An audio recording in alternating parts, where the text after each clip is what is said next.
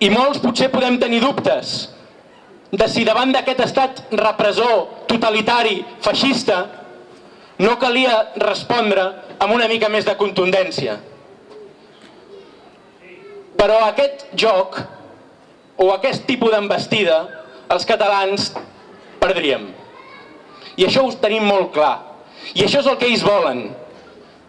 Volen tenir totes les excuses del món per poder fer, com deia el Xavier, il·legalitzar partits i tenir l'excusa davant del món per reprimir-nos encara més.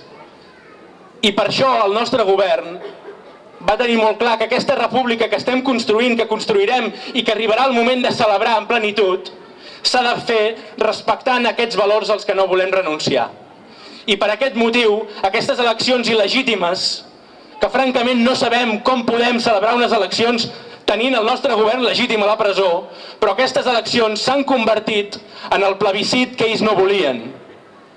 I tinguem clar que el dia 1 d'octubre vam demostrar la dignitat del poble català, que aquesta vegada el món ens mirarà com mai no ho havia fet i que aquest procés ni s'acaba ni ningú es rendeix, sinó que tot just continua i comença en una nova etapa.